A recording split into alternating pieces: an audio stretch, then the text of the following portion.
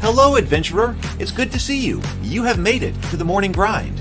Welcome, welcome. It's the live stream at the beginning of the Geekverse, where we talk about all types of topics in geekdom, gaming, and fantasy, with an emphasis on being constructive and creating the things that we want to exist in the world. It's all on the grind, Sizemore.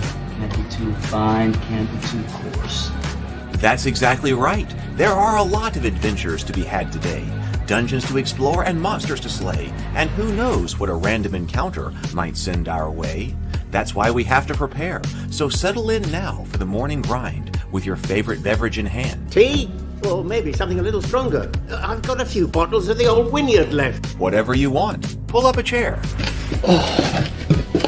Dude. If you're feeling fancy, how about a cappuccino? Or a frappuccino? Or how about an espresso? Just tea, thank you. Sounds good to me, Gandalf. Whatever you want. I'm just glad you're here. Everyone is welcome. You can just watch if you want. You don't have to worship anything you don't want to worship. Thank you, Mike. But be forewarned. Sometimes we get really strange characters around here. Wait, what's that you say? Why can't you come and be a part of the stream? My wife would disown me. Oh no, I bet she'll be fine with it. Come on in. Am I scared for my safety? No. What are we supposed to do? Everybody do the secret handshake.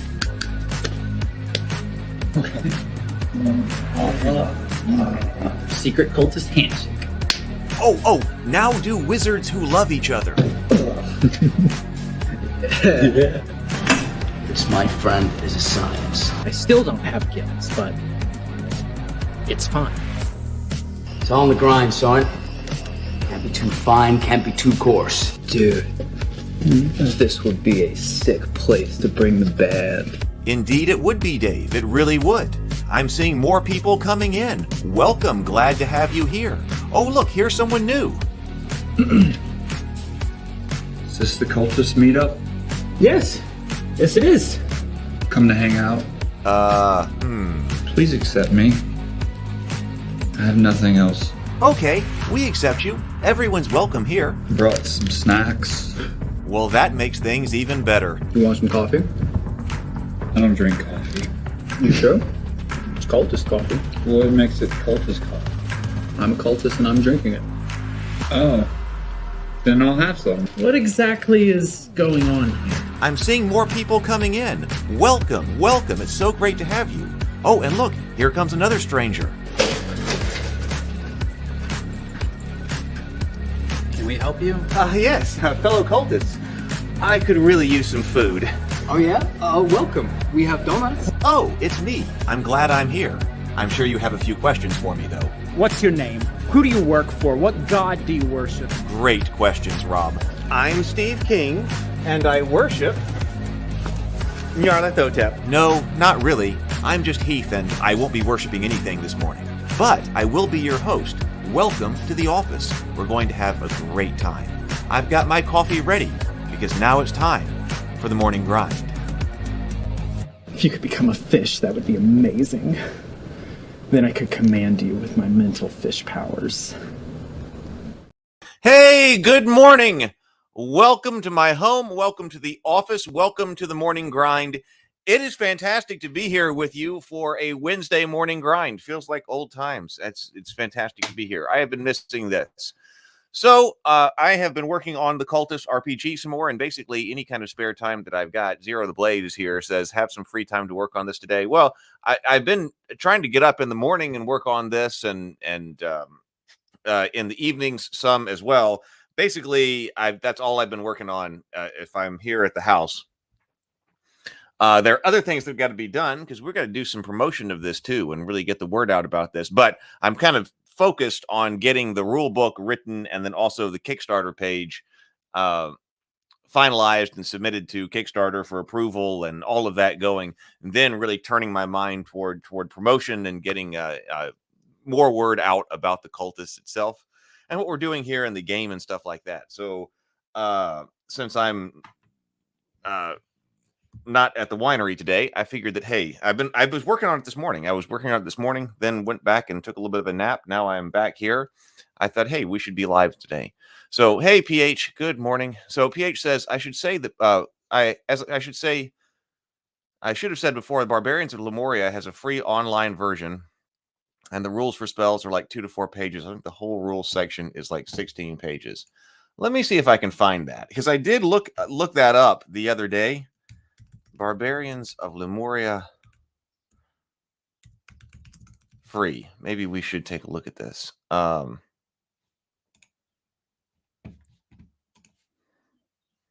If somebody has the link to that, let's see. We could put it in the Discord server. Barbarians of Lemuria Core Rules Mythic Edition.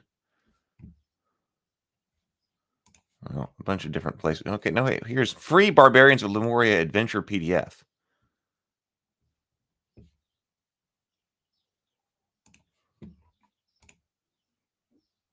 Well, I'm not sure. If we have the right, if somebody has it, put it in the Discord server, put it in the Discord, and then we'll take a look at it. Hey, good morning, James. Good morning. It is a great day for the grind. Let's see what else is going on there. And hey, Brett, good to see you.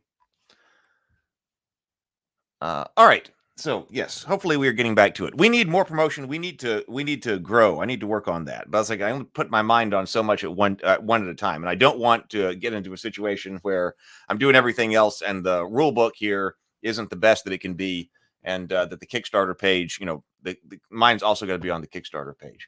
So stuff is coming. Let me go over here. So I did find. Is that what I'm supposed to be looking at? Is that the free? The free Barbarians of Lemuria. But let's see. So we are over here. I didn't set up a locals test. I meant to, because I did have the problem last time that it cut off because I have a 30-minute live stream limit. And so I'm not sure how to handle that. Man, nothing is easy. I'm still working on some way to set up potentially running a locals, which is like a Patreon alternative for the coffee shop, which I want to get that going back again. The online tabletop gaming coffee shop. I want to get that going, and I want to be able to do that a bit more casually. The whole RavenCon is kind of a big thing, but we also do need, I think, some more casual ways to play and get in, including playtesting the Cultists, and then also Ritual as well. So playtesting needs to be done in there. But I was trying to use locals because it does allow native live streaming. But at the moment, the live stream limit is only 30 minutes. So maybe next time I'm on the morning grind, what I'm going to try is seeing if I can turn on a local stream later in the stream. I still like for it to be seamless, though. I'd like for you to be able to watch it there if you wanted to, but we will see. I'll put a link in the Discord. Oh, that is. Okay, got it.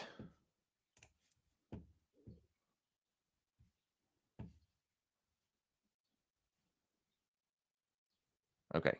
All right. So we will see. Thank you for that link. All right. So, but anyway, so that is, so I'm still working on that, because we need to get that up and running, and then also a way to play test and things like this. If you're here and you haven't done it already, let me go ahead and, we'll put this out later. But the Elder Dice giveaway, once the Kickstarter launches for the Cultists RPG, we'll give away all these dice. I've got all the dice sitting over there right behind me there, ready to go. So we'll give away $500 worth of dice. Lovecraft themed Cthulhu dice, all the Elder dice. It's a lot of Elder dice that was part of the, I was part of this project, and I've got lots of Elder dice around here, and they need to get to a good home. I've got the complete set of the Elder dice up there, but I've got some extras as well, and hey, they need to go to a good home. So that's what's basically going on. And of course, if you are here, but you're not over on the Cultist channel, we're talking about creating an RPG for a web show. So let me just put the link to the web show right there. That's the link to the YouTube channel for the Cultists. Additional watch hours over there on the Cultists it would be very much appreciated. So season 1, all of season 1 is up. I even got the blooper reel up yesterday. So I got did the audio of the blooper reel. So should sound nice for you. So that is up and over there. And if you're watching over on the Cultist channel right now, well, welcome. I am the creator, the producer, and the co-writer of the show, and now I'm working on the RPG here. And So when we're doing something related to the Cultists, I will live stream over on the Cultist side of things. But the Heath's Geekverse channel is where I ordinarily stream for game-related material. So we're dual streaming today. All right, let's go over to work on the Cultists RPG. And I think we can finish the narrative roles today. I got pretty close yesterday, and then I started writing out some stuff on the different cults. So let's take a look here. Where's my, here we go. Oh, well, should we go over here to the Barbarians of Lemuria? Let's see what this is, because before we get into the rules, let's actually take a look at this. So, so this is 43 pages with everything. Creating a hero, role-playing, creating a hero, magicians and sorcerers. What should we look at? Page 19? Let's take a look at page 19. The idea here, I believe, was that PH was saying that this has a magic system that is interesting and might have some ideas for this, for the cultists. So let's see what they do here. Characters with points in the magician career begin play with a number of spell points equal to 10 plus their magician career level. So this is the first draft. Oh, I'm looking at the Discord server as well. Somebody was posting there. Magicians, all spells fall into one of four classes: cantrips and spells of first, second, or third magnitude. Magicians, who are also called sorcerers, wizards, or witches, also have rune-inscribed rings, amulets, talismans, and trinkets, and so forth about their bodies, through which they can cast very minor and simple tricks or cantrips.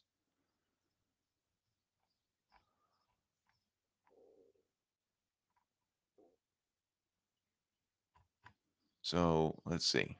So cantrips are very basic spells, allowing the caster to conjure a brief pool of light, the distant sound of laughter, a spark to light a fire, etc. Other examples might include making a coin vanish, causing a rope to slither up a castle wall, or distracting a guard with an imaginary sound. Such spells rarely cost more than 1 power point and only require a skill roll when directly affecting a sentient target. Really, much more powerful spells are trickier, though, and the really heroic stuff, and the stuff of heroic magicians and evil sorcerers. So these are utility spells. Oh, spells of first magnitude. Okay, spells of first magnitude tend to be utility spells. They allow sorcerers to perform activities and anyone with the right training and equipment could manage. A spell might allow the caster to glide up the side of a cliff, since a normal person with rope and pythons could achieve the same result eventually. Damaging spells of this type would typically cause D6 points of damage to the target. These spells cost 4 spell points and have a price too. The caster must choose one of the casting requirements from the listed below, or create one with your own GM's approval. Okay, so I think this is what you were talking about, PH. Like, what to think about this, the casting requirements. Select a second requirement to reduce the cost to 2 power points. So spells of the first magnitude are either moderate or hard action resolution results. So yeah, so if I'm understanding this idea right, let's see. Well, let's see. Spells of the first casting requirement. Special item.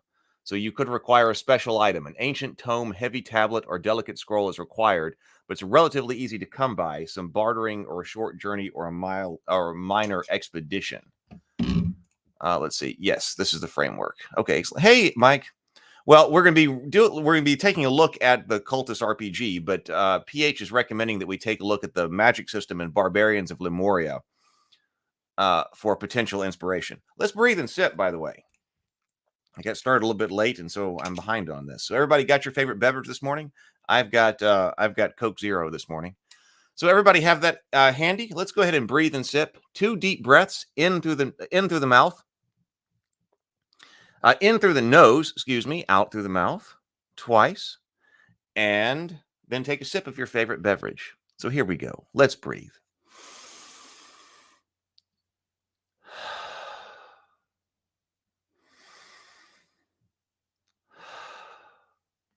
And sip.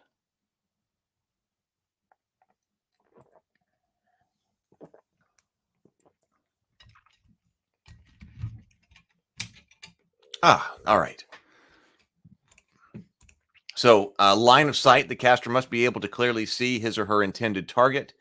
Casting time, it will take at least 1d6 times 30 minutes of meditation, chanting, dancing to correctly execute. Intimate materials, a personal item of the intended target, or a tile from the target building, for example, is required. Special knowledge, the caster must conduct lengthy research before he or she has the necessary information to cast the spell. Obvious technique, the caster must gesture, chant, dance, or make strange sounds during a brief casting process. Hour power. The spell may be only cast at a specific time of day. Ritual cleansing. The caster must bathe in the water and essential oils and shave all body hair or bodily hair from his or her body.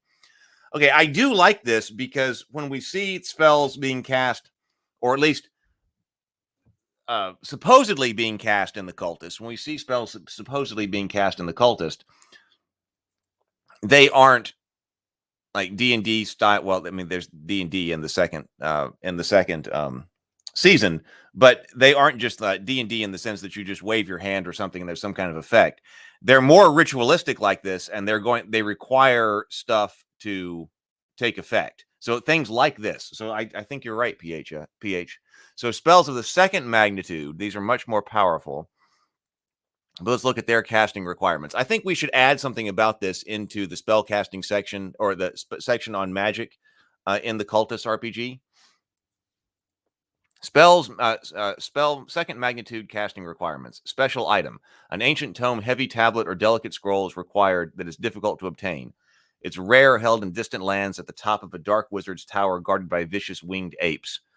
Rare ingredients. An expedition is required to locate the necessary item or perform the magic. It will take 1d6 weeks and at least a purse of gold to obtain the necessary items. Of course, any magician worth his salt would have a stable of willing barbarians to track down those special herbs for him. Permanent focus. The caster must undertake ritual tattooing to permanently inscribe the details of the spell on his or her person. Sounds like getting branded.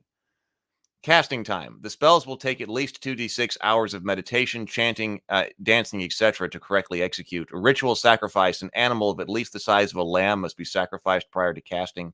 Lunar. The spell may only be cast during a specific phase of the moon. We've even had that. That's when they're trying to do the ritual branding. Personal ordeal. The caster must fast for 2d6 days. So third magnitude casting requirements might include personal ordeal. The caster must undertake ritual scarring and or mutilation to achieve the right frame of mind for casting. Ritual sacrifice. A sentient being must be slaughtered to empower the spell.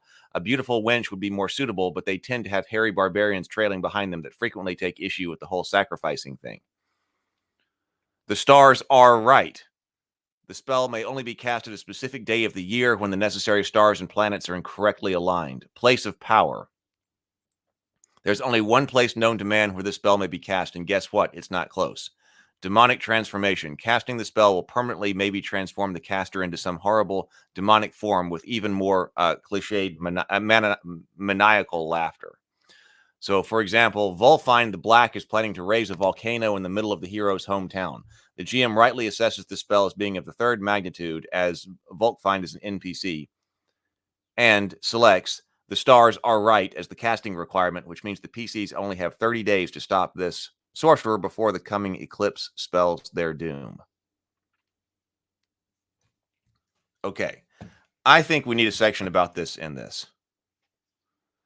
Hey, good morning, BGD. Hey, good morning. Good morning. Good to have you. Oh, we have a first-time viewer here. Well, if you are, yes, good morning.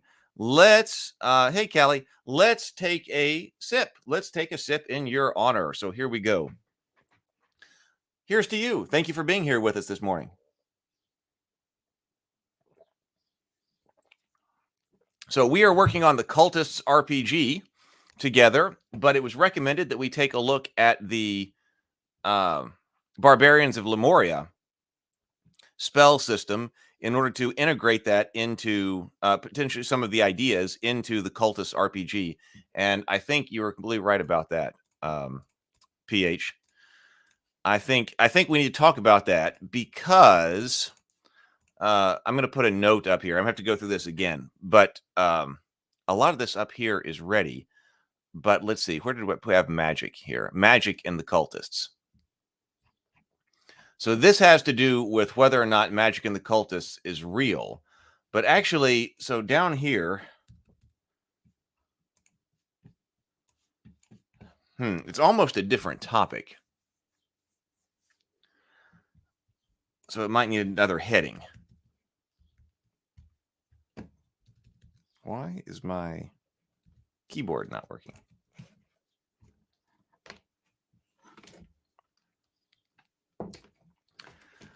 Let me see if I can plug it in. There we go. All right. Now I have a functioning keyboard. All right. But actually, this actually might need another section inspired by Barbarians of Lemuria that talks about how to integrate spellcasting into the game.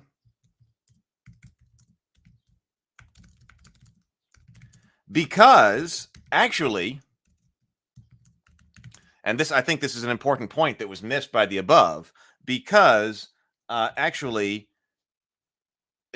because whether or not magic is real, magic and the Elder Gods are real,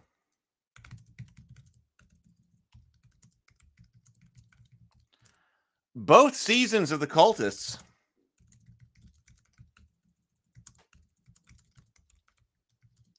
revolve around casting a spell.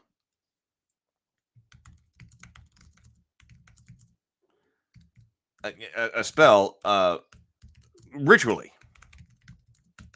So this is because but examples. So we do need to bring out that examples of spell casting are there, because obviously in season 1, episode 2, Mike and Rob try to raise the dead, and they do so in a very ritualized manner.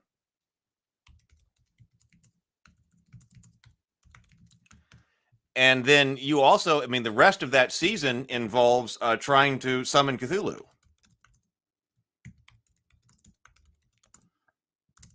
Cast a summoning summoning ritual.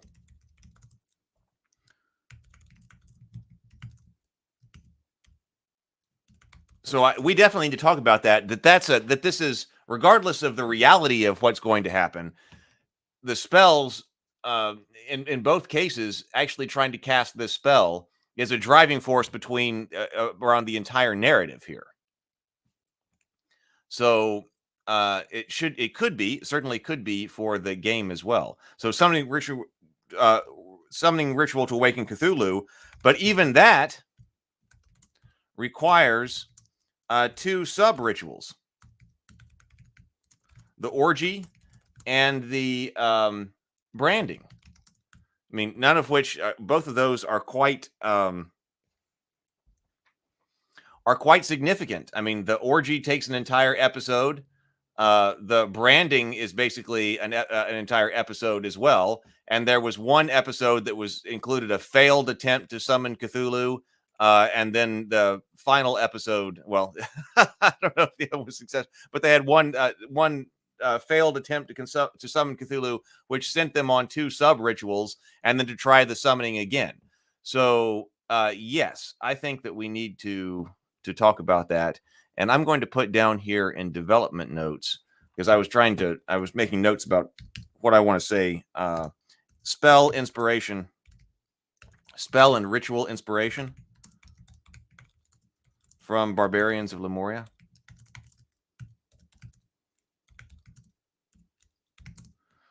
Okay, so I think I'm going to go back and write that section, but I think that's I'm going to put a link to the Discord server here as well. So if you are here and you're not part of the Ravenkeep Discord server, you can join us. There's the server link in the chat. All right, so let's go back to the creating a character and our narrative roles. we almost got done, but I want to go back over all of them. I forget who it was. It may have been Lynn who was talking about we want to make sure that we have the right word structure, semantic structure of these different troubles, because I was noticing that we didn't on some of them the other day, and I was trying to adjust that, but I want to read through them all. I think there's still a couple of things that we need to add. Oh yeah, we got to work on the Elder Goth. We don't have troubles. We need troubles for the Elder Goth and sway skills for the Elder Goth. So let's just see where we are starting from the beginning. I also resorted them because their names changed, so they got back to alphabetical order. So let's make a pass through here and try to finish this up.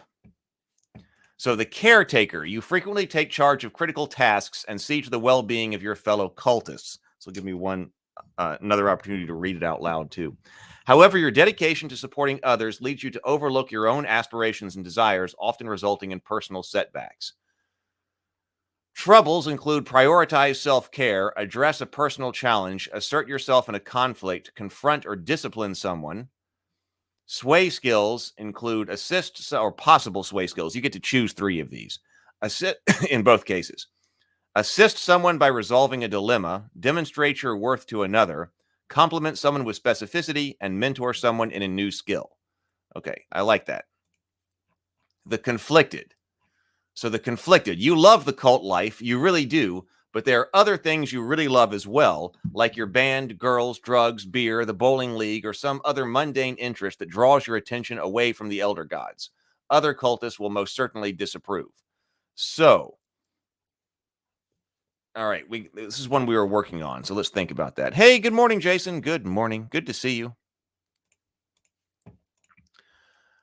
Let's see. Okay, so here are our troubles for the conflicted. Resist the temptation of the mundane world. Demonstrate your unflagging loyalty to the cult. See, prioritize, I think I put a note here, does that work? Because I think that's too much overlap between demonstrate your unflagging loyalty to the cult. Prioritize the cult over your mundane interests. I think there's too much overlap in those two things. What do you think? It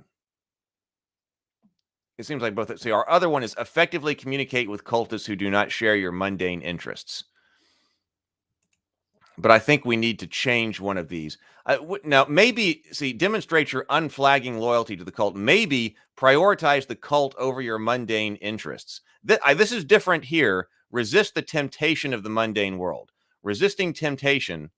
And resist is something you do. So when we're talking about the structure of these phrases, you would make a trouble check when you are trying to do something that is in your trouble area. So I do want them to be phrased, and this is in a way that they are talking about things that you are actively doing. So it can't be passive. So for example, this should not be always tempted by the mundane world. So that would be, okay, like a characteristic. The characteristic is that you are always tempted by the mundane world. But you need to make a trouble check when you try to resist being tempted by the mundane world. And maybe we should even say that more directly in the rules here. So what do we say? What do we say about trouble checks? Checks. Most of the time, a player describes the action his or her character takes. When a player describes the action his or her character takes, that action is automatically successful. Other players react to it, and the story moves forward. However, there are 2 circumstances where players must roll dice, called making a check, to determine the success or failure of an action. A player must make a check whenever 1, their character attempts to gain sway with their fellow cultists by using one of their sway skills, or 2, when they attempt to succeed at a task related to one of their troubles. Why attempt to succeed? When they attempt a task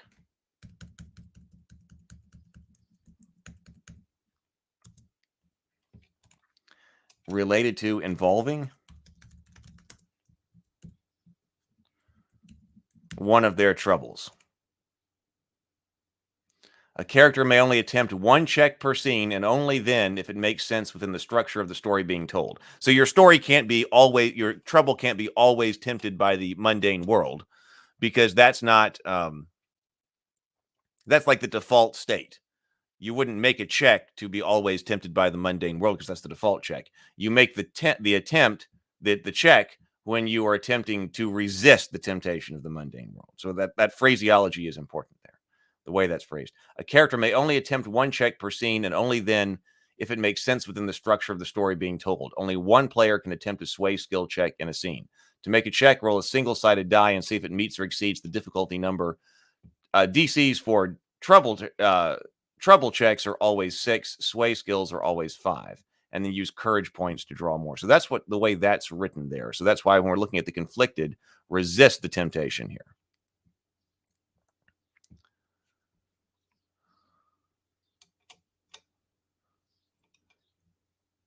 Let's see. Place the cult above your own needs, Mike says. Okay, so let's see. So James says, have you considered wording the troubles as cannot statements? It makes more sense under the context of troubles. Okay, but like cannot resist the temptations of the mundane world doesn't make sense, because you can make you would make the check to do it. You can resist the temptations of the mundane world, but you have to pass a successful check. If I'm understanding that. So it's not cannot prioritize the cult over your mundane interests. It's just very difficult, which is why you have to make the check. Am I understanding that right? Place the cult above your own needs. So I think that should, this one is probably also too extreme. Maybe you don't have to demonstrate your unflagging loyalty. You're just prioritizing the cult over your main mundane interests in some particular circumstance that's troubling for you. So place the cult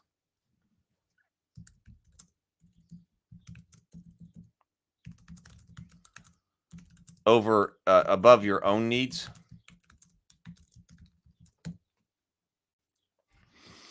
That one is a little bit different than the others. Like, so prioritize the cult over your mundane interests.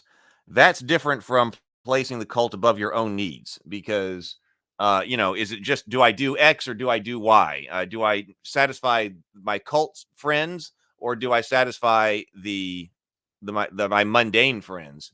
That's just choosing, which one do you do? Prioritize the cult over your mundane interests. That would be that check. But if it were something more about, this is more like demonstrating the unflagging loyalty, right? That's more like this, because place the cult above your own needs. We're saying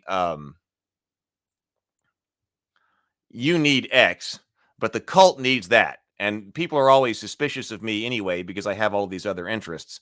So I need to place the cult above my needs. So I can take away that note. It's a whole RPG based on the cultists, like James says here. PH says, I was thinking of the situation where he meets another group of interest, maybe the guys from the soccer team.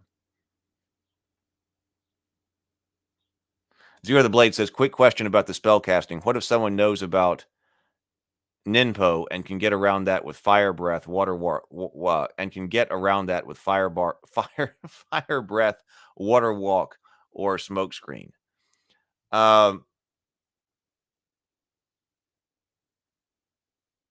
don't know. I don't know the answer to that one. PH says, does he hide the weirdness of the cultist life? Actually, that's a really good one too. Because probably when he's in the mundane world, he's also not normal. This conflicted. I mean, I wouldn't expect, who is our cultist that, Ben, Rob, Dave. When Dave is off with his band, I mean, he's still pretty weird. He still brings the cult with him. He doesn't just turn the cult off. So actually, that's an interesting one. Hide the weirdness of the cult. But see, that's kind of sounds like a trouble for everyone. Like Rob would have that trouble. Like they would, and Mike has that trouble. So they all kind of have difficulty hiding their cult affiliations when in the mundane world. I like that, but that would seem to apply to all of them. And so maybe, even though maybe he's one of the ones who is least able least most able to kind of intermix. Well, everyone else would be weird because we also have like his sway skills handle a mundane situation more dedicated cultists don't understand. Draw upon your network of contacts in the mundane world. Employ your mundane skill to impress others. Shock your fellow cultists by being competent in the mundane world.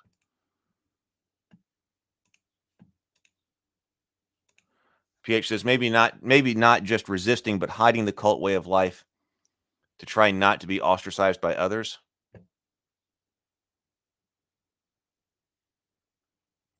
James says, maybe I'm adding context in my reading. You're right. Cannot statements would probably confuse things.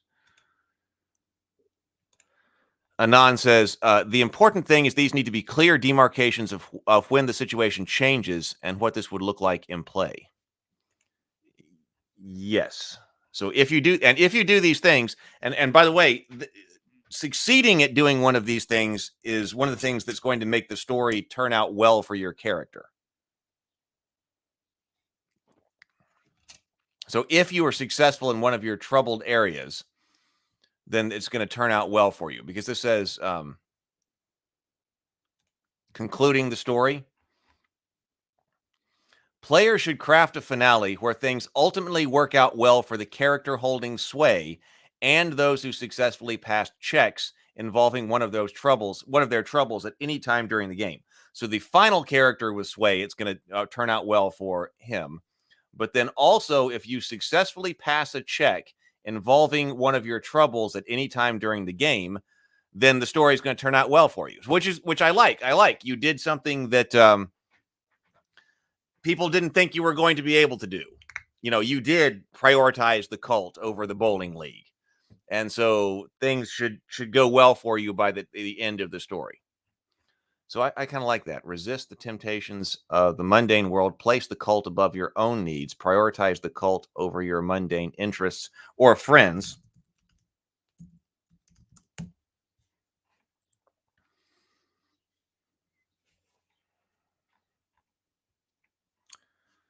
Okay. All right, let's go to the critic.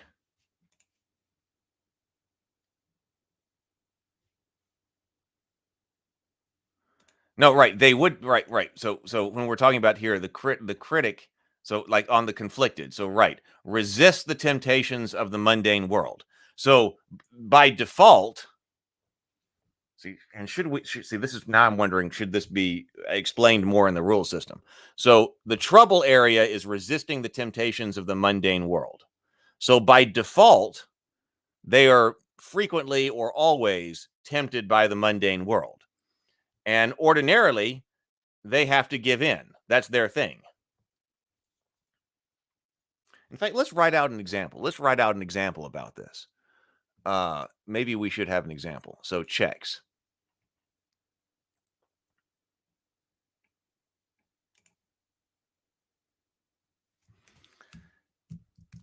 Example. Dave, the casual cultist of Cthulhu,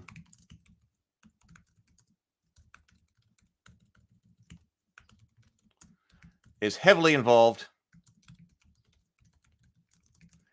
in his band in the mundane world.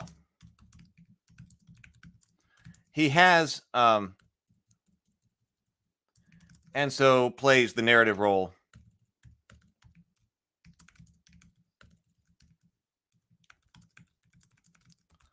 of the conflicted. One of his troubles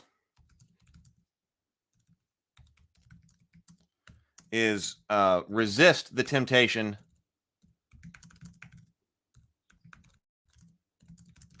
Is it temptation or temptations?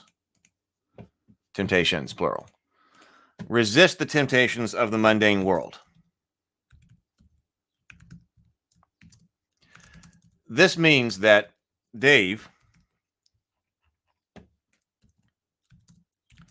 is usually or always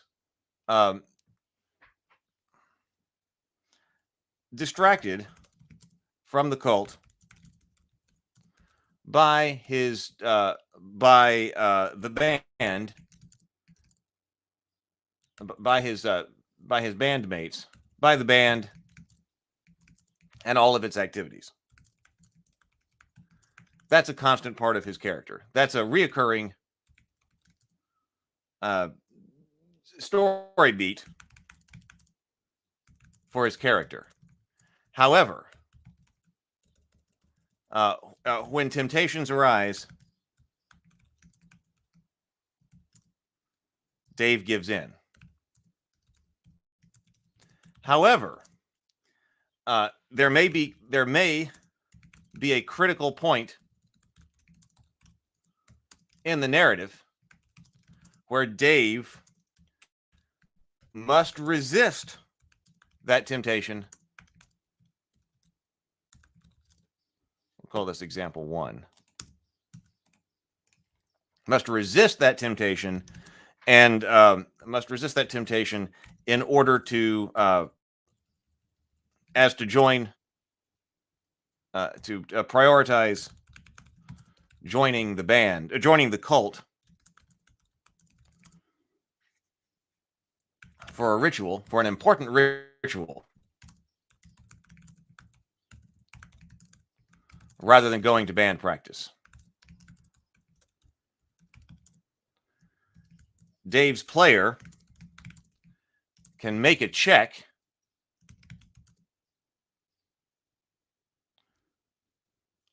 can make a trouble check to see if Dave is able to resist.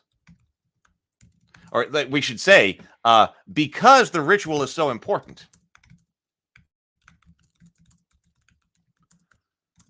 the players believe, because the ritual is so important, the players believe it's narratively appropriate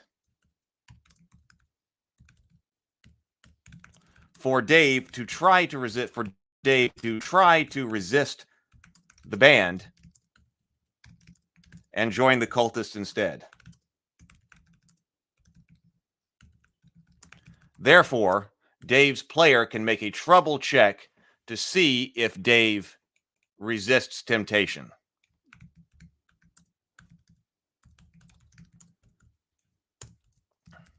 Dave has 2 points of courage saved, we'll say, to expend on justice, to expend in just such a situation. He rolls 1 die. He rolls 3 dice.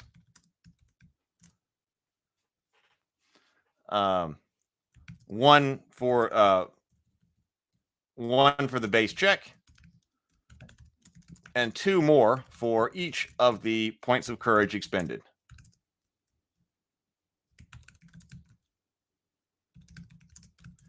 He rolls a and needs to roll. He needs to roll a 5. He needs to it's a 6, right? Oh, the difficulty check down here. Well, so this goes into the check itself right here. So I guess actually our example right here ends. This would be Dave's example. I'll have to see how I want to structure this, but that would be the example about trying to when to make this check. I think having this example in here is good. So example 1, Dave.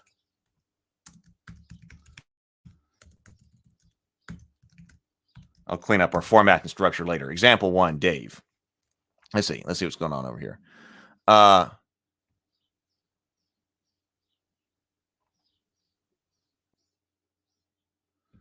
So Anand says, indeed, but these triggers say nothing about this about stakes are involved.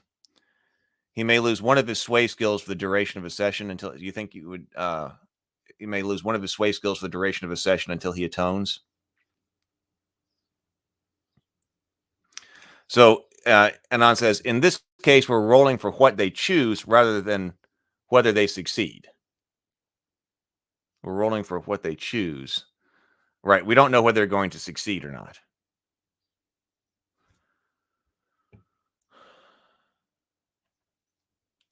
If he denies his normal life too much, he loses his ability to walk both worlds, at least for a while. So he's Nick Cage's Ghost Rider. Hey, good morning, Andrew. Good morning. Oh, look who's here. Look who's here.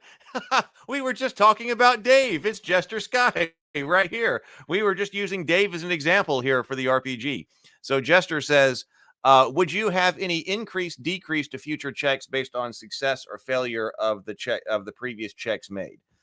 Not according to the low stakes RPG. So we're adapting the low stakes rules. So the rules here for the low stakes RPG, which are written by Craig Campbell and were designed for mockumentary style role playing game, and so it's very heavy on improv. This game is very heavy on improv, with only a few times in the narrative where you end up needing to roll dice for a check. Yes, exactly. Speak and you shall appear. That's pretty awesome. So we were just saying, so here, let me reread this example. So example 1, Dave. Dave, the casual cultist of Cthulhu, is heavily involved with his band in the mundane world, and so plays the narrative role of the conflicted. One of his troubles is resist the temptations of the mundane world. This means that Dave is usually or always distracted from the cult by the band and all of its activities. Well, so let's not say always. Dave is usually distracted from the cult. That's a reoccurring story beat for his character. When temptation arises, Dave gives in. However, there may be a critical point in the narrative where Dave must resist that temptation. I think that should be so as. Dave gives in. However, there may be a critical point in the narrative where Dave must resist that temptation so as to prioritize joining the cult for an important ritual rather than going to band practice. Therefore, because the ritual is so important, the players believe it is narratively appropriate for Dave to try to resist the band and join the cultists instead. Therefore, Dave's player can make a trouble check to see if Dave resists temptation. I like that. We could even talk more about that here. We've got creating a character here, the trouble.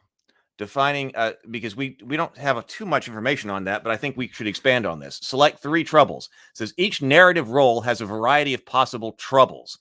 Players should choose 3 of these and indicate them on their character sheet. Players are also free to come up with their own trouble and write it on the blank line on their character sheet. So let's say when designing a trouble, because we do come up with how to design a sway skill down here. When designing a trouble, troubles often indicate the default state of the character's life.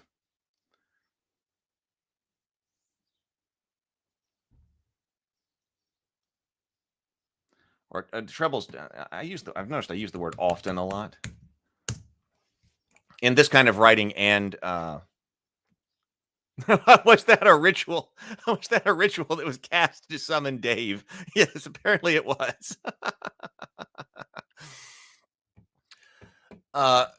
Troubles indicate a default state for a character, for a default state of the character's life, and when they should or may roll a check to overcome it.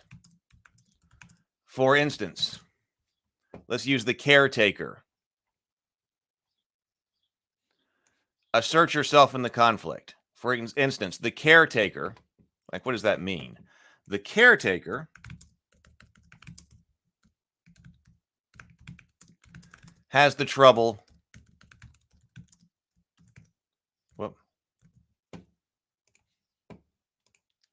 Assert yourself in a conflict.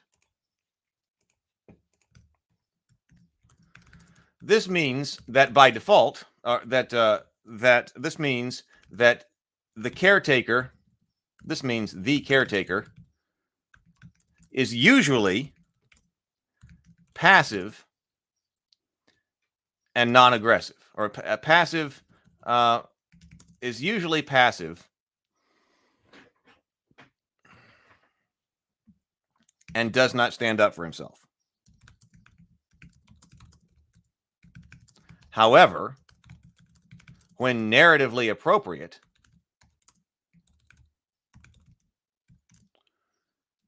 the character may make a check, a trouble check, to try to overcome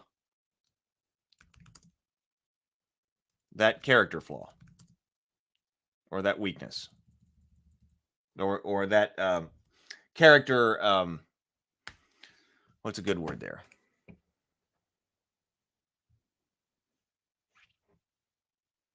I do often use often. Yes. Let's see. So when the narratively appropriate, that character may make a trouble check to overcome that character. What is that character trait? To overcome that character trait.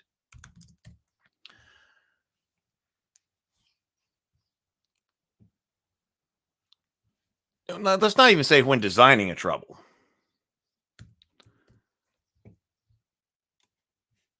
Let's just say that's explaining what a trouble is, the way we're using it. So this now says select 3 troubles. Each narrative role has a variety of possible troubles. Players should choose 3 of these and indicate them on their character sheet. Troubles indicate a default state of the character's life that makes things difficult for them, and also indicates when they may roll a check to overcome it. Each narrative role has a variety of possible troubles. Players should choose 3 of these and indicate them on their character sheet. Troubles indicate a default state of the character's life that makes things difficult for them, and also indicates when they may roll a check to overcome it. For instance, the caretaker has the trouble assert yourself in a conflict. This means the caretaker is usually passive and does not stand up for himself. However, when narratively appropriate, the character may make a trouble check to try to overcome that character trait. Players are also free to come up with their own trouble and write it in the blank line on their character sheet. I like that. Okay, so Anon, I think I see where we're going here. So Anon says, the meat here are choices and stakes, but all we're considering are the trigger's states, which are still ambiguous enough to apply almost anywhere.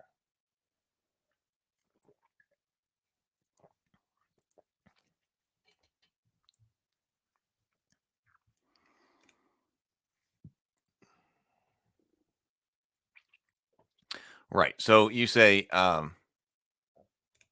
Anon says, so which conflicts would assert yourself in a conflict not apply to? Okay. So I would say, so some people are going to want a very concretized game rule that's going to tell you when are you allowed to use this ability to try to assert yourself in a conflict, and when can you not? So let's see here.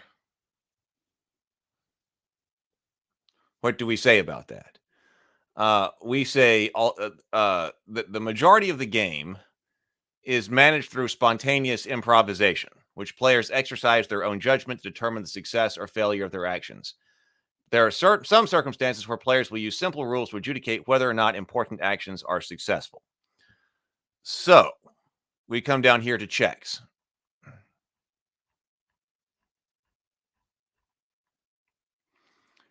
Most of the time, when a player describes the action his or her character takes, that action is automatically successful. Other players react to it, and the story moves forward. However, there are 2 circumstances where players must roll dice called making a check to determine the success or failure of an action. The player to gain sway. So really, it's not. So this check number 2, we say number 2, when they attempt a task involving one of their troubles.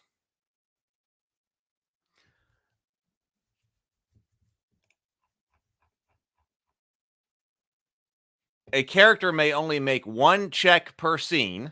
So you only get 1 check per scene. So one constraint is that you're only able to do this once per scene. And then only if it makes sense within the structure of the story being told.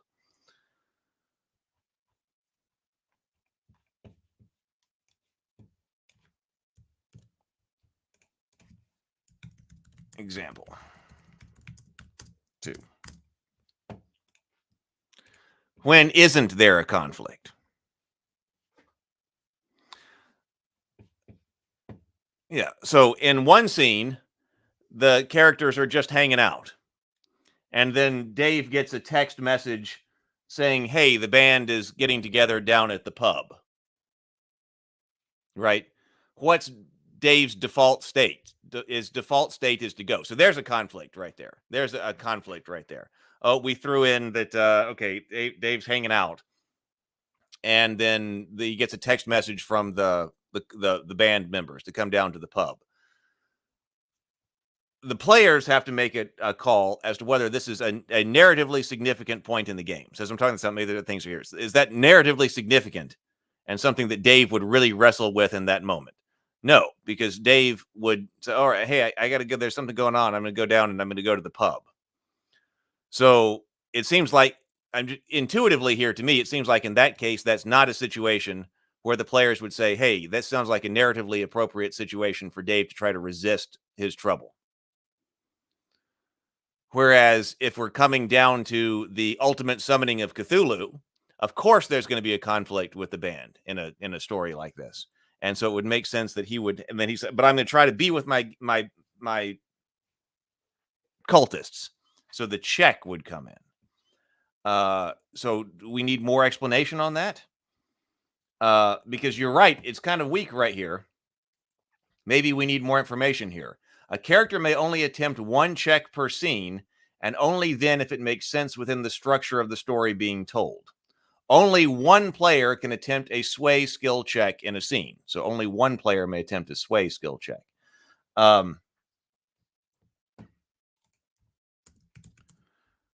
For example, for instance, okay, a player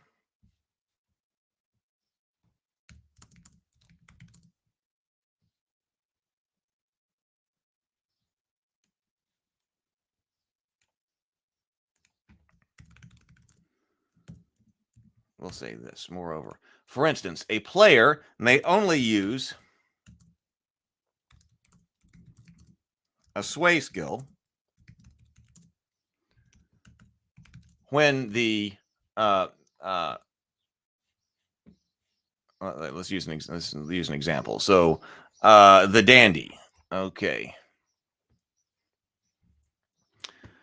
woo someone or impress others with your style and panache, or control a room non-verbally. The fanatic, we got to work on the fanatic too. There's a lot to be done here. The lackey, sway skill. Impress someone with your attention to detail and focus.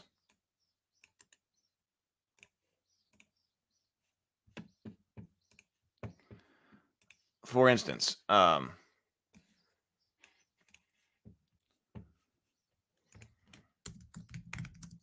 may only use sway skills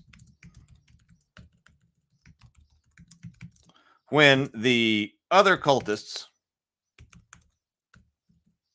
when it makes sense, when it makes sense in that scene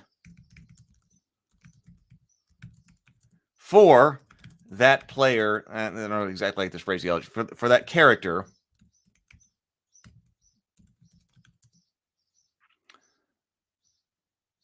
like for example, the lackey has the sway skill. Impress someone with attention to detail and focus. But if, in the context of that scene,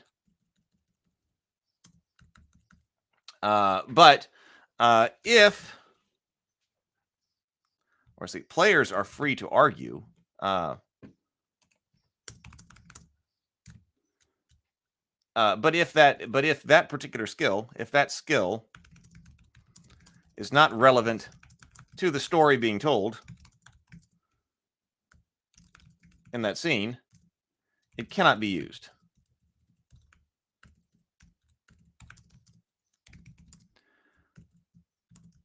Players are free to argue their case if they see some if they see some particular way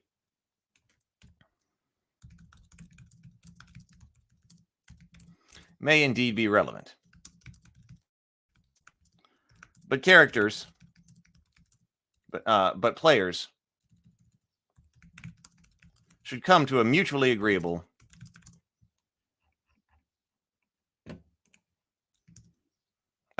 should mutually agree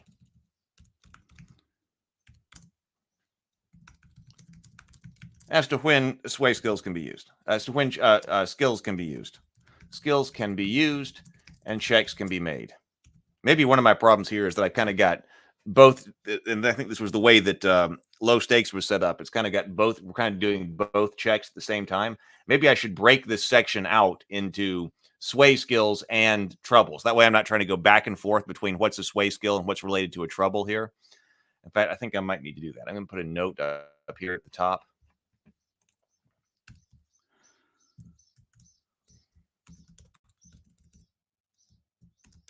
Note. Divide this section. I mean, it sort of makes sense because both of these are handled the same way, but I think we could have a brief section on how we're going to handle checks, but then we need more explanation on what these different types of checks are.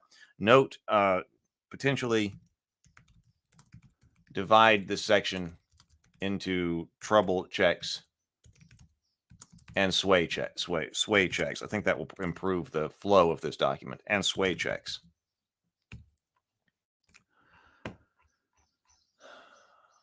Because this is a lot of an example right here that just has to do with trouble checks. So we could write another example like that that just has to do with sway checks. Can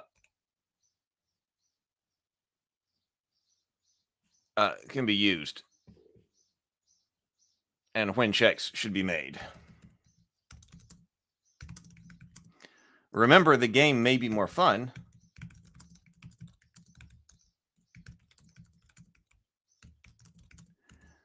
if there is a bias for action and allowing players or characters to attempt actions.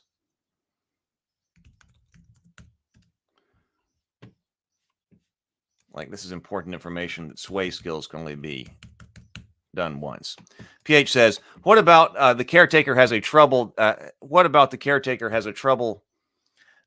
Maybe he fights an enemy in one session, and the next he may try to atone himself without telling his fellows. Well, that sounds interesting.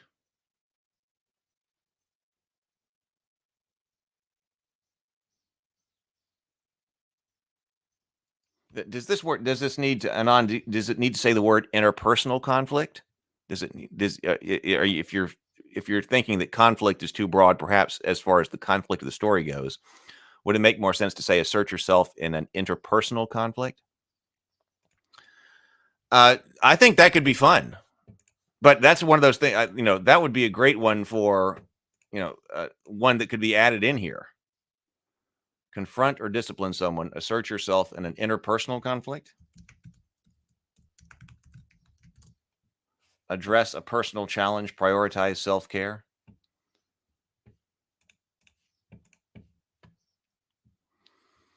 All right, so that's other stuff that need to be smoothed out. Let's go down to the critic. The critic. You are extremely dedicated to your cult and God. Others often don't line up to your high standards, and you don't mind calling them out for it. However, your constant scrutiny of others blinds you to your own imperfections. Troubles. Rectify an issue of your making. Display compassion and support. Accept criticism gracefully. Acknowledge vulnerability. So that seemed, all of those things seem to pass our trouble thing now. That's telling you what your default situation is. You don't typically display compassion and support. You don't accept criticism gracefully. You don't acknowledge your vulnerability. And you typically do not rectify issues, even if you've made them. If you want to do those things, then you're going to have to pass a check. So it's okay. So that was the issue that we're having. Okay. That would be more precise and open other kinds of conflicts to other archetypes. Gotcha.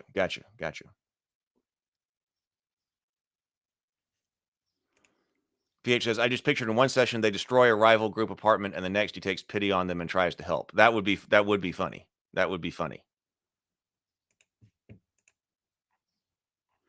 So sway skills.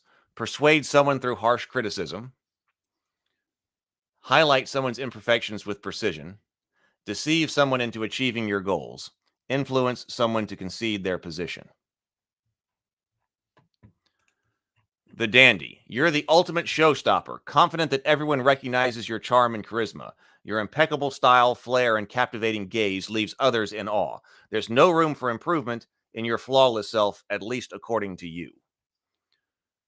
Troubles include show humility, empathize with others, do anything low-key, be helpful without reward.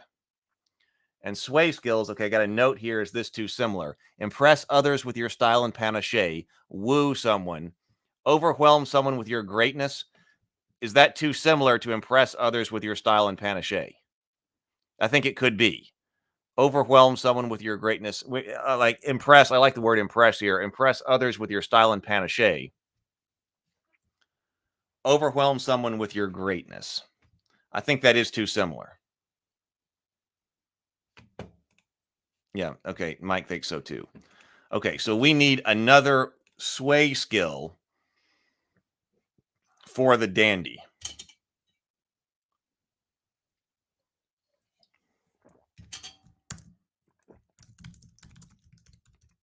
Taking another note of things that need to be done. Make sure.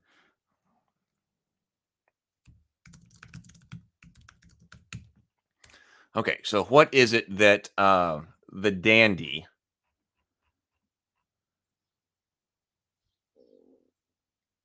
impress someone with your style and panache?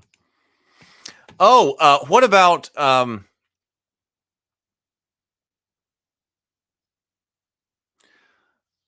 improving somebody else? Like, isn't that kind of archetypical for that? Now, wait a minute. We got to, like, this character's got a date or something.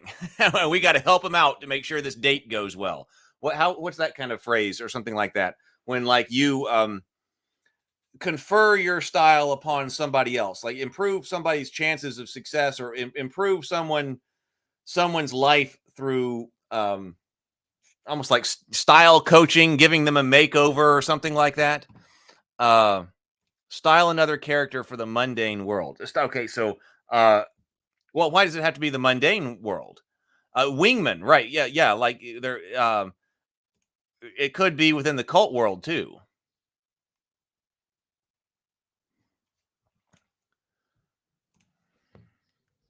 I like the idea of the wingman here because that helps you. That helps you also put the focus on somebody else.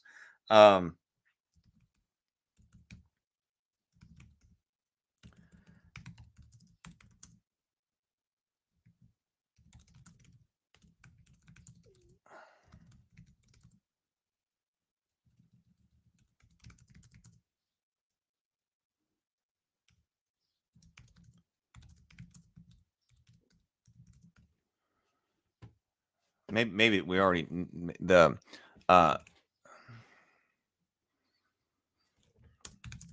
or style guide or style coach. Just why don't we know that we're going to be helping them out. So serve, improve another character.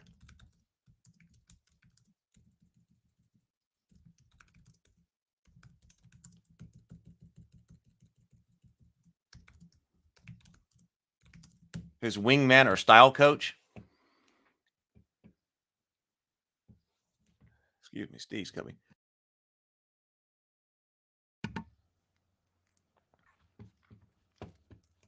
Well, okay, so let's see. True style, another character. True style, another character. Makeover Maven. Ideal wingman for any task.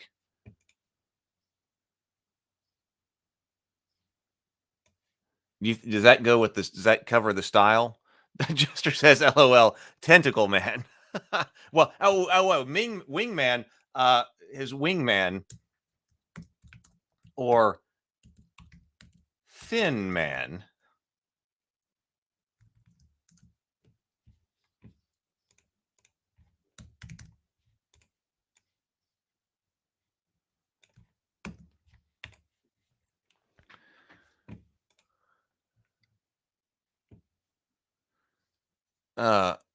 Anon says the issue still is the lack of clearly identified stakes. For example, the choice of the conflicted would be something like fail to summon an elder god, get thrown out of the band.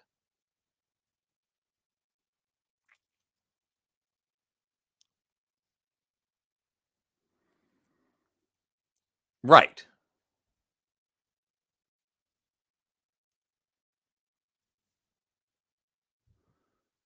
And that's still a choice to be made, not a task to be resolved.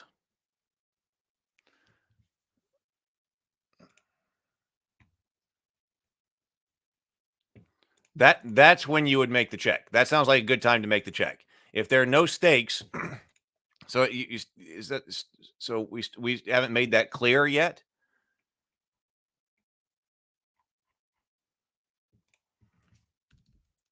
So up here, I'm gonna have to reorganize this section.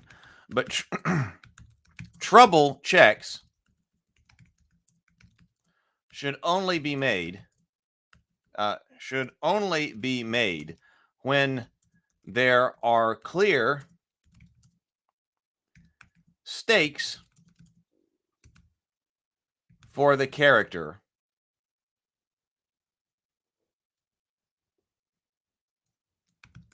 regarding whether or not they will overcome their trouble.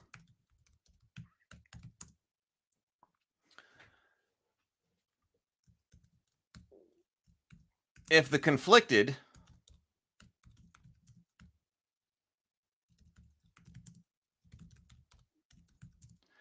just has to choose between grabbing a pizza with the cultists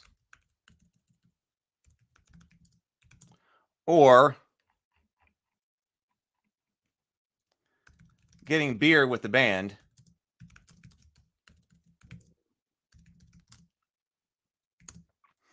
a trouble check is likely not warranted. Dave gives in his default state. Now, if Dave has to choose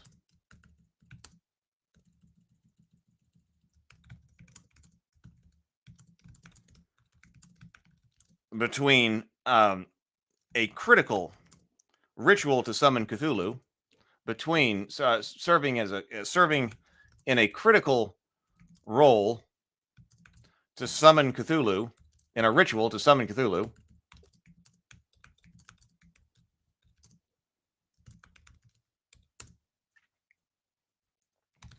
or playing with his band on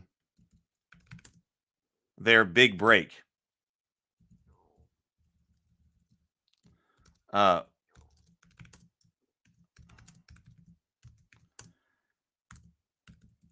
That is as a choice. That is a situation that might justify that would justify Dave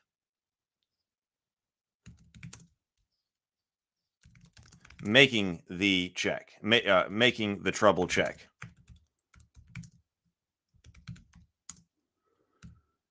And probably throwing a few points of courage toward it to ensure its success, to help ensure its success. Is that helping at all? Is something like that helping at all? Because I'm not sure that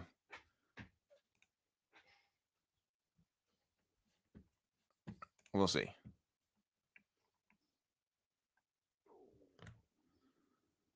But right. James says low stakes are baked into this theme. Yes.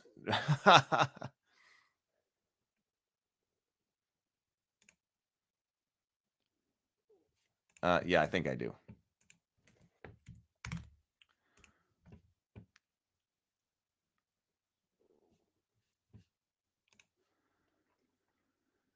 James says none of this really matters. There aren't no stakes, but definitely extremely low stakes. When I say none of this, I mean character actions and situations. The stakes are risking an eye roll from your fellow cultists or missing brand practice and being unrehearsed for a show, like extremely low. Most of the time, summoning Cthulhu is different. Good morning, Tomocrat. Good morning. Mike says, I think that helps. Okay, good. So the section on checks needs revision then. Okay, so it's not written smooth now, but all right.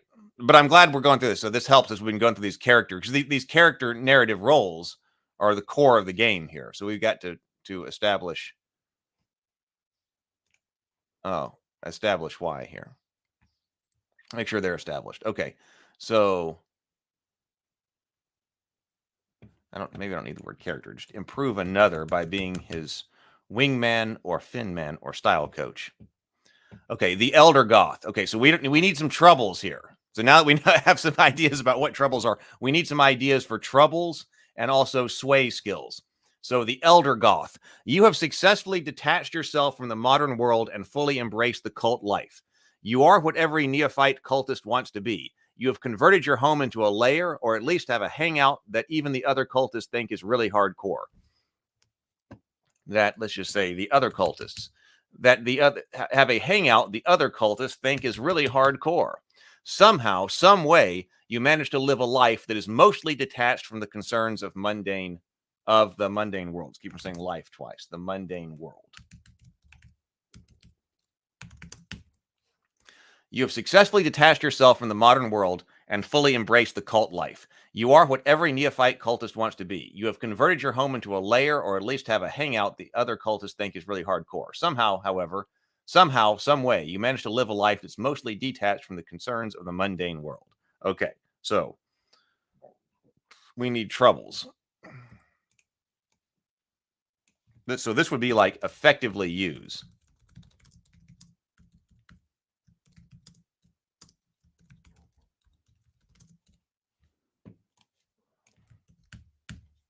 We had something like that. So that indicates what the standard default situation is, and that when you're going to overcome this, you're going to do this. All right, let's see here. Hey, good morning, Sable. The dice mechanics are simple. We got D6s that we're rolling, and you're trying to roll either a 6 if it's a trouble check or a 5 if it's a sway skill check. And you've got points of courage that you can use to roll more dice.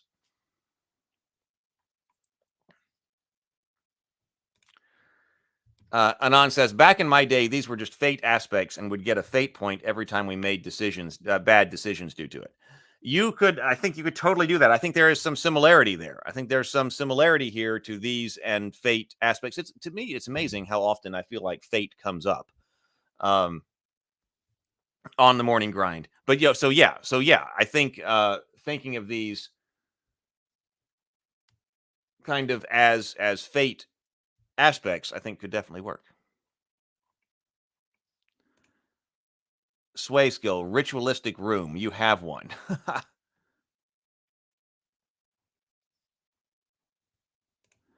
I like that one.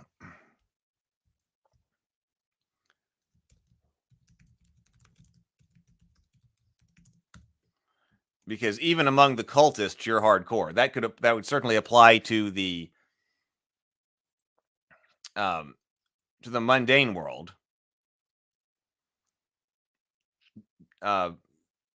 Rob tries to blend into the background by putting on the football jersey. probably not so well. But somebody who is playing the role of the Elder Goth is really going to have a hard time doing that. Even among the cultists, they're regarded as hardcore. So not among the mundane world or even among the cultists. Troubles, Christian neighbors, they don't get you and are always trying to cause trouble. Now that is that sounds more like the beat sheet.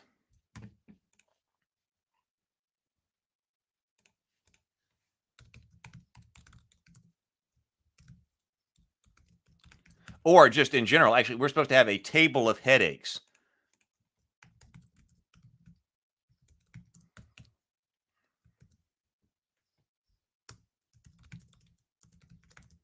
That sounds like a complication that could go for any of them. Both blend into the background and stand out like a sore thumb could be troubles, especially in the context that PH mentions with Christianity, right? Blend into the background.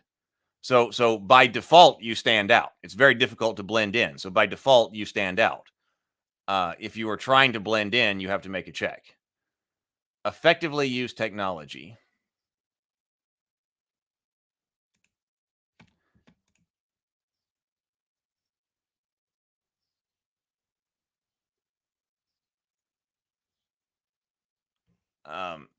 James says, instead of neighbors, you could have them unnerve close by Christians who are always compelled to approach and preach or pray for you.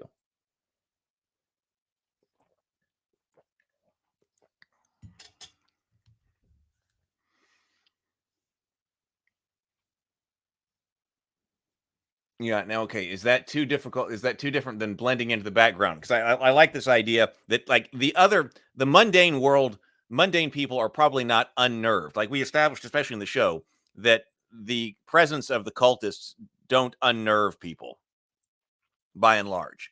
You know, when they're talking about Mike and Rob doing a ritual where they're dancing in the park, like nobody feels threatened by this. This is very very non-threatening. But this person, so appear non-threatening.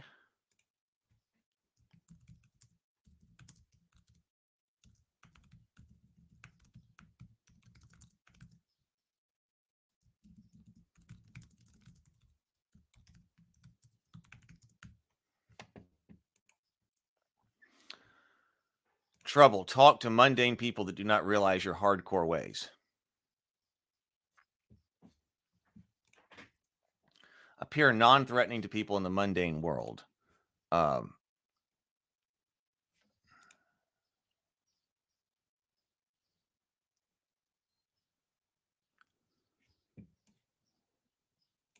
might be overlap in there. Yeah, that why just Christians? You could have someone come up and start yelling about your aura is purple. Yes, that's why I moved. I said over here religious, something about religious people. You think the non-threatening one is better? Okay. So James says, okay, so we changed the context from unnerving people to having an uncanny knack for attracting particularly zealous believers, removing the unnerving piece and adding it back to overzealous Christians. Okay, what is another way? I'm not sure where that goes, James. Blend into the background, appear non-threatening.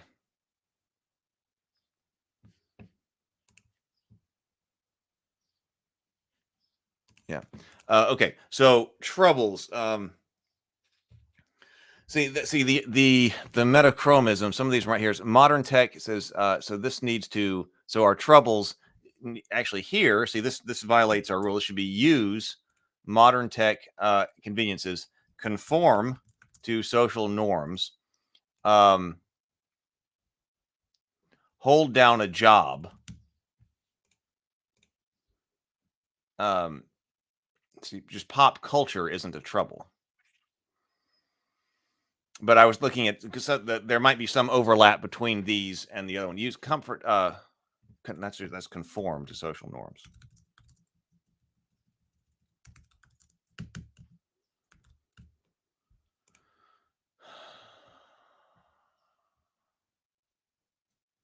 So I don't know if this is a good one or not, but this would be more like relate to. That's kind of a relate to pop culture.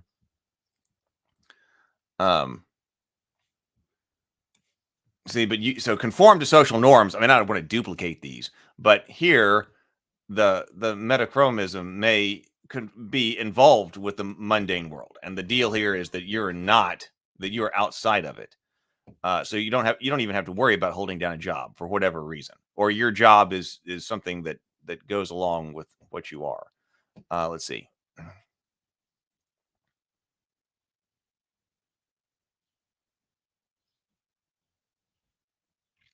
Trouble, he's actually not so hardcore. He secretly takes care of an elder from a retired house every week to read stories to poor children. Well, that sounds like something that could be role played by the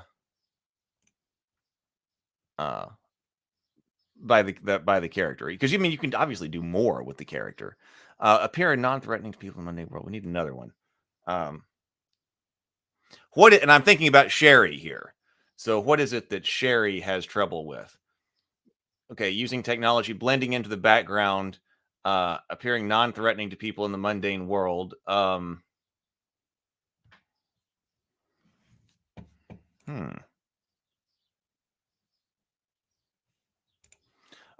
the vulnerability or something like that.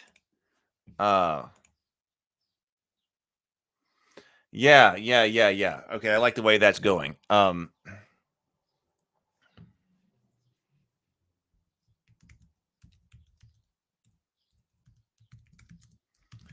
Acknowledge weakness or vulnerability.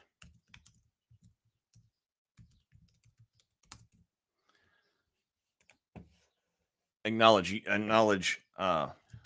relate to your weakness or vulnerability. Oh, I like that one, because you don't really see like Sherry doing something like that. She's always in charge. She's always in control. I like that.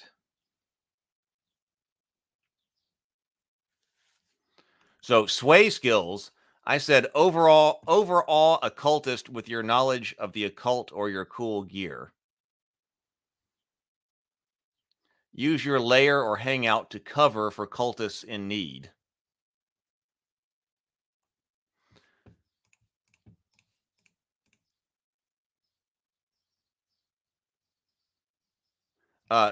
Cheering somebody up here.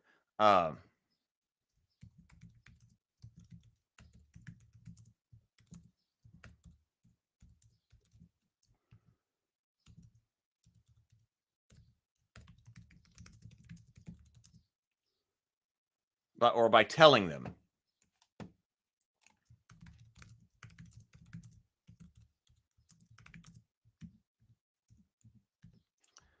Or how hardcore.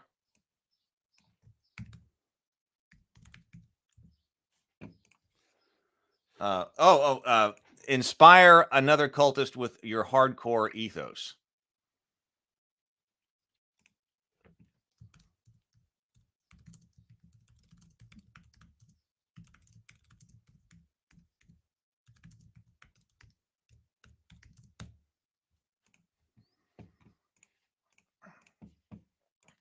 Yes, use your lair. Okay, so what do we think about that? Overall, a cultist with your knowledge of the occult or your cool gear. Use your lair as a hangout to cover for cultists in need. Cheer someone up by telling them how hardcore they are. Like, you really want to hear this from this person. If this person sits down to tell you that you're doing well, then you listen. And inspire another cultist with your hardcore ethos. I like that. What do you think about that, James? This is the Elder Goth that you named. Okay, the Fanatic.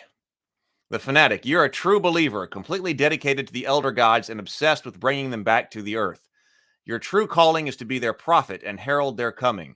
You'll probably also have a special role to play in facilitating their return up to and including self-sacrifice. No task or quest is too great when undertaken in service of the Elder Gods.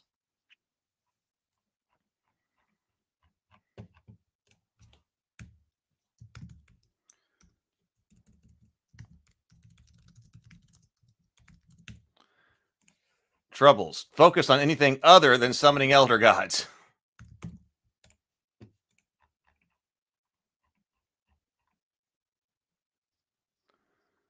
We need troubles and sway skills. Well, this should this is inspire. We're using the word inspire again here. Inspire other cultists with a like what type of with a dramatic speech.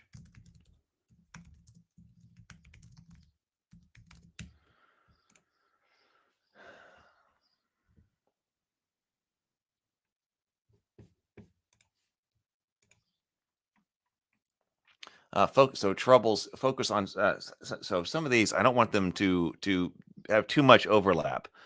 But this person probably also has troubles, particular troubles relating to the mundane world. So, but focus on anything other than summoning the elder gods. That one may be too broad, because that would also imply things like the mundane problems.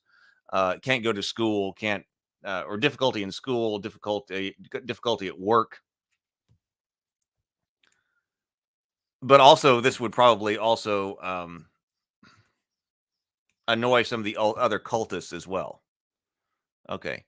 Can I see the description again? Had to turn away when you read it. Yeah. So here's the fanatic. You're a true believer, completely dedicated to the elder gods and obsessed with bringing them back to the earth. Your true calling is to be their prophet and herald their coming. You probably also have a special role to play in facilitating their return, up to and including self-sacrifice. No task or quest is too great when undertaken in service of the elder gods. Well, so some trouble would be, resisting a quest.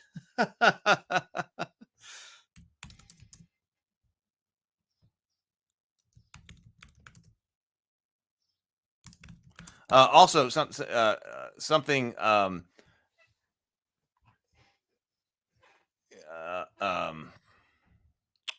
I had an idea and it slipped by.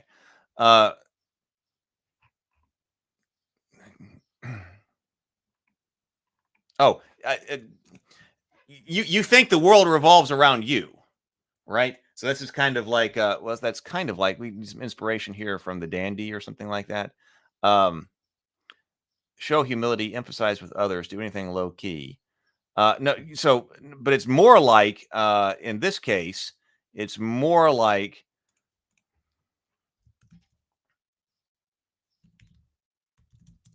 realize you are not the main character.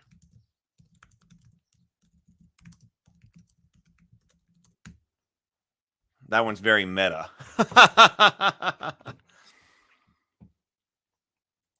Trouble. Something about doing things in groups causing a higher chance of failure. If you don't bring the chips, they're almost guaranteed. If you bring the chips, they're almost guaranteed to be sour cream and onion. Yeah,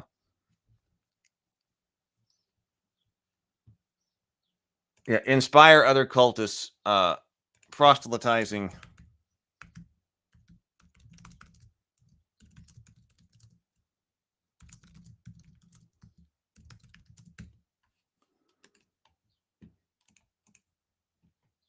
How do you spell that?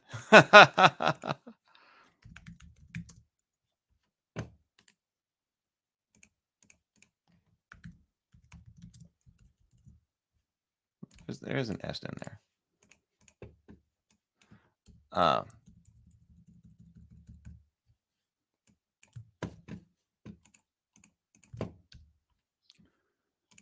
There we go.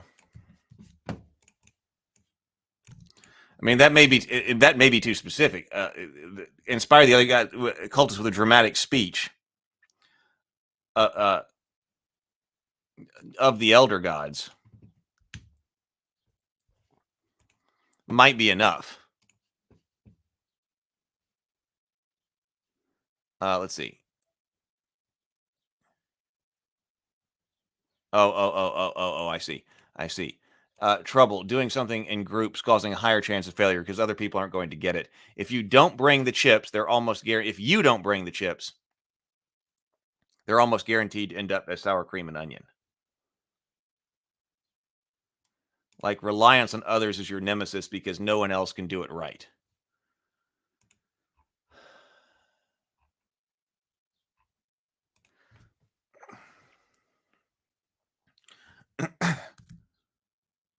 Rely on others to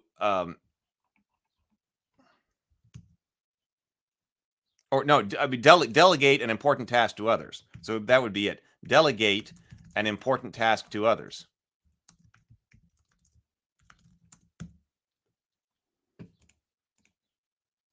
So resist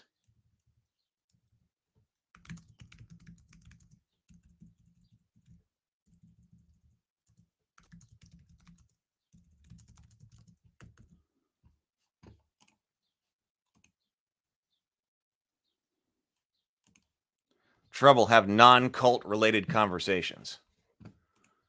Let's see. Focus on anything other than summoning the elder gods. Resist the chance.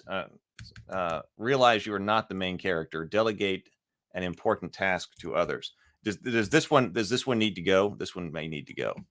Trouble is have non-cult related conversations.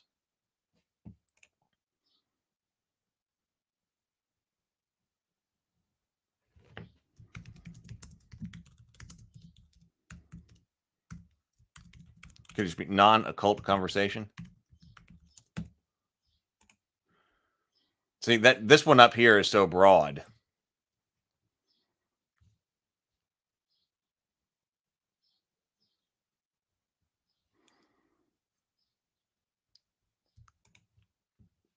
Let's focus on school or work, some kind of mundane interest.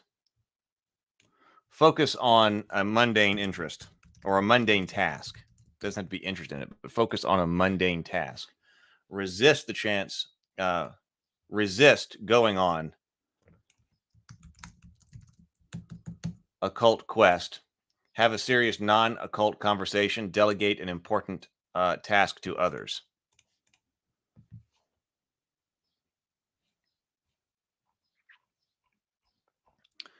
So when would this person be at their best?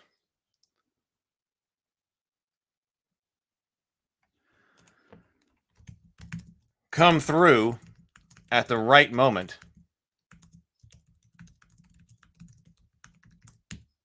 I mean, that seems like they would be at their best when, okay, things are down, but who's actually been able to prepare? Like who's prepared? Who's there? The fanatic is going to be there, is always going to come through for you.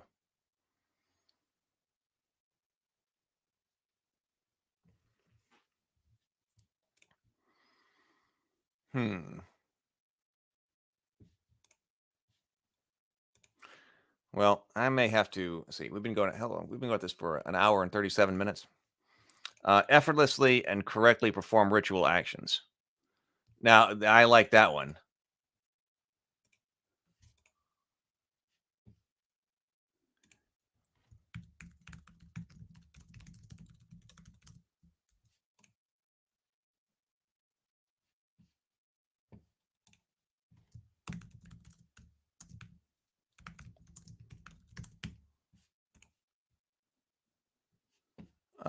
Anon says, honestly, this doesn't sound like a very compelling archetype. So are we not? We're not capturing the right one here. We're not capturing what's going on. Like to me, when writing up a different character, when writing up sample characters, I think this is the one that Steve would be. Like Steve would be a fanatic. He decided that he was going to become a cultist, and so he left his family to go out and live in the middle of the in the park as homeless and start worshiping. So I'm thinking about. So I was originally thinking about this being like Steve. So let's see. Does this seem to fit Steve? Or at least have some things in here that would allow us to make Steve. What are Steve's troubles? Anon says, no, the Elder Goth. You think Steve is the Elder Goth? See, I was thinking that like Sherry would be the Elder Goth. I'm not sure that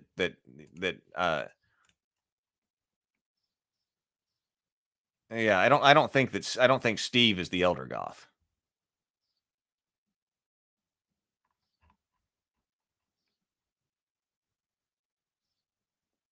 Yeah. Let's see. So, but yeah, I should be thinking about Steve here when we're looking about the fanatic here. So, I mean, one of Steve's, what are Steve's troubles? Yeah, because probably he never had an opportunity to do that. come through? When is Steve at his best? And of course, he was kind of a villain in season 2. I mean, he can probably do this. He probably could have done this, but he got turned away. Maybe Steve could have some type of rotten luck trait.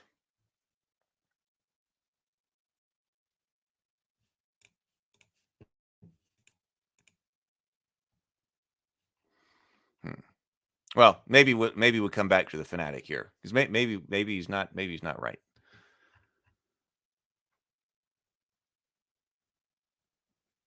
No, but the over enthusiasm. How does the fanatic contrast with the critic? Okay, so they're both extremely dedicated to your cult and your god, but the fanatic here, enthusiasm, like curbing your enthusiasm.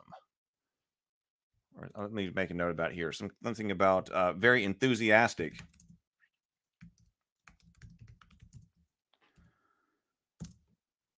Because like this, inspiring the other cultists with dramatic speeches and things like that, that goes with your enthusiasm here. Enthusiasm. But on the other hand, enthusiasm, yeah, so I guess enthusiasm kind of goes through here. Sway, resist attempts.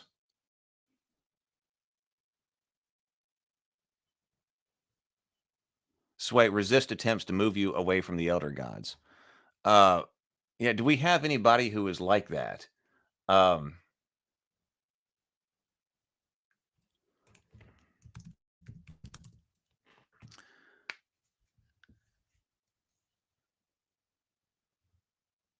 Yeah, well, we'll put down a note here. So resist attempts or you would be the last one who would see through all of this, and that none of it's real. You'd be the last one to do this.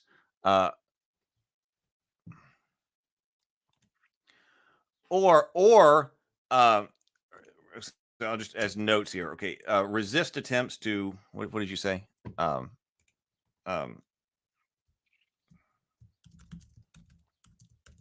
You away from the elder gods. But what I was thinking was explain away. This is exactly the kind of person who would explain away any I don't know what the words here are. Anything that explain away mundane explanations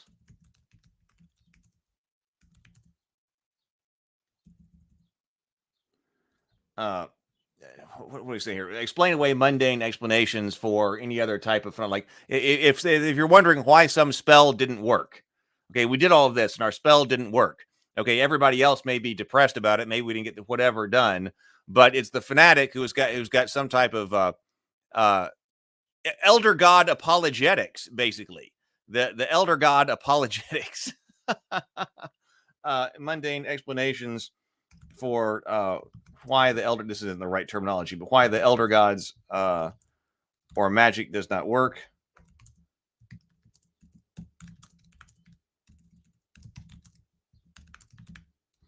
This is like elder god apologetics. Elder god apologetics. That needs to be something that we have more of. Like somebody needs to have that YouTube channel or something like that. Elder god apologetics. Okay. Okay, so that's not finished. That's not right.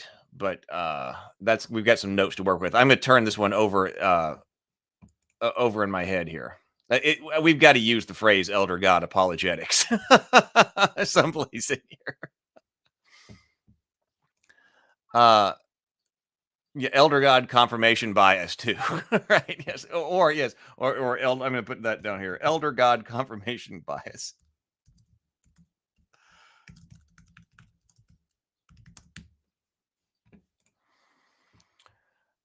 Okay, the grouch. You're always in a grumpy mood and find little joy in life. Nothing is ever quite to your liking. Despite this attitude, you do possess a handful of redeeming traits that prevent the other cultists from making you the next sacrifice to the great old ones. However, you only deploy these qualities to manipulate others. So your troubles would be give in on something, be friendly and inviting, apologize and mean it, show genuine affection. Sway skills include stare silently to win. We all love that one. Complain until you get your way. Show your good side to get your way. Get someone else angry and bond with them.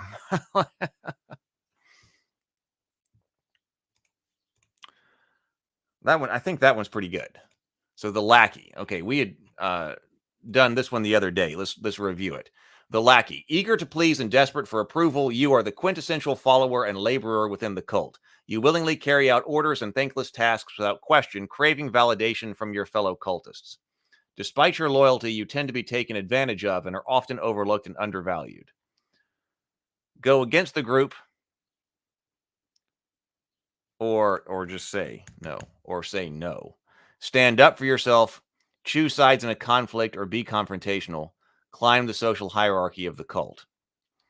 Sway skills. See a menial and or monotonous task through to completion. Go unnoticed because others see you as inconsequential. Impress someone with your attention to detail and focus, and being prepared to meet so as to meet the needs of others. And I like that one. Someone said, like, I brought your favorite snack, sir. That's exactly the kind of thing. I like that. All right, the lackey. That one sounds pretty good. The LARPer. Did we finish that one? I think we did. The LARPer. You aren't totally convinced by this worshiping elder gods thing, but hanging with cultists is really cool, and you seriously dig their aesthetic. And hey, they accept you, so why not? On the other hand, they may just be keeping you around for the next sacrifice. Troubles. Demonstrate true occult knowledge. Break character even when necessary. Recognize the true opinions of others and actual danger. Operate independently or act decisively when alone. Operate independently or act decisively when alone. Sway skills. Resolve a conflict with rock, paper, scissors. Accomplish a task heavily dependent on luck. Fast talk the uninitiated into doing what you want. Undertake a task other cultists think is difficult or dangerous. The Maverick. You're a wild spirit who scoffs at the very notion of rules. For you, conformity is a foreign concept and you relish forging your own path, regardless of societal norms or expectations. Whether it's a rebellious streak or a deep-seated aversion to authority, you thrive on independence and autonomy. You do things your way.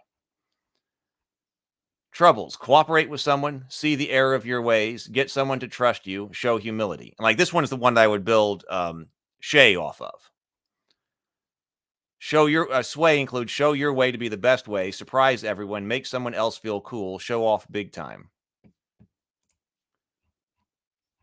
Now, the metachronism.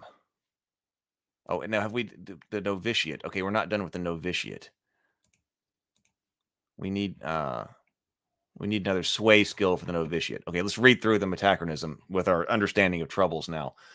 The metachronism. You are better suited to living in another place and so are out of place in the modern world. And you're better suited to living in another time and so are out of place in the modern world. You cling to familiar ancient routines and struggle to keep up with the fast-paced and intricate nature of modern living.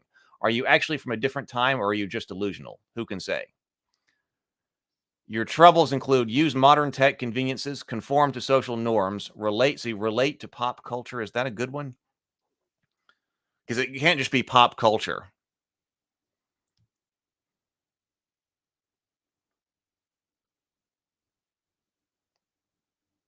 I mean, relate to like people through pop culture. That's better. And they can't just say pop culture. Relate to people through pop culture would be one. Hold down a job. Whereas your sway skills are possession of forbidden eldritch knowledge, pointing out your past success to others, pretend to be more important than you are, impress someone using antiquated skills or language. Got it. All right, so the novitiate. This is Ben. So we're going to need another sway skill here. We're short a sway. All right, let's see what this is. The novitiate. You're the new cultist around and are enthusiastic and eager to please, and more than a little desperate to fit in. Unlike the lackey, you at least have another cultist willing to take you under their wing, or fin, for eventual full initiation into the cult.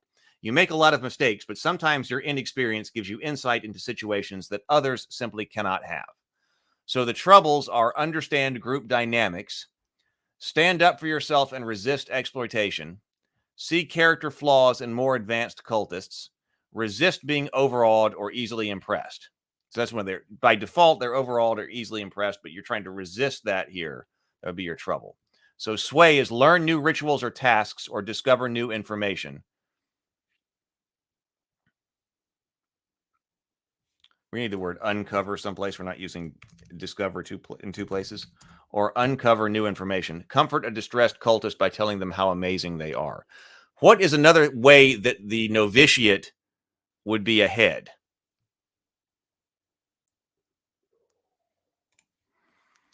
Troubles do two things. They define a default state for your character that makes something difficult for them. They define the default state. Should I write this down? Troubles define, right here,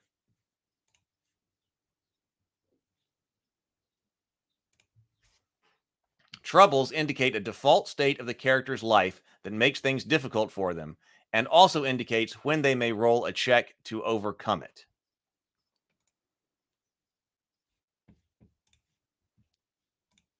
Oh, PH says sway, fresh perspective. You may retry a test that your mates already failed at by doing something different. Okay, so the test that they can retry, they're only trouble checks.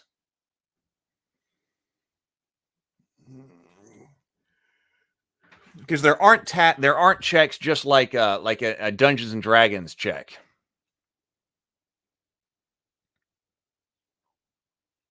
You know, to open a gate or something like that. Another player would only be making a check if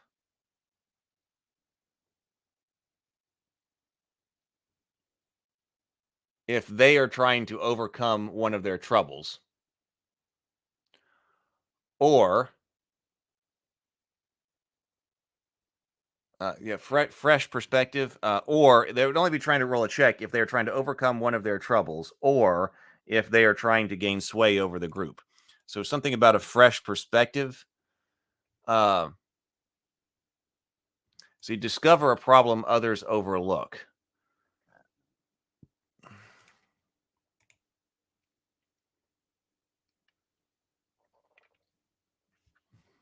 Yeah.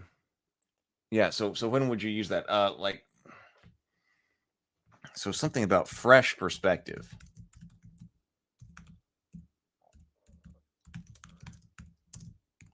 How do we phrase that? So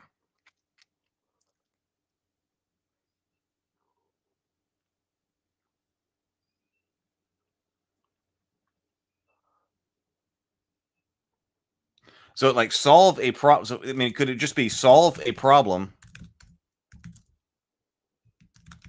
another cultist has already failed at?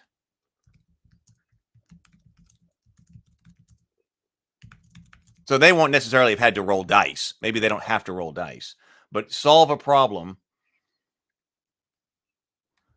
or complete a task another cultist already failed at through a fresh perspective. I mean, that would definitely put you up among the cultists if you do that. Solve a problem or complete a task another cultist has already failed through a fresh perspective.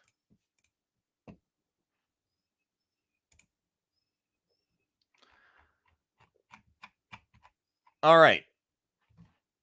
Well, I got to grab something to eat.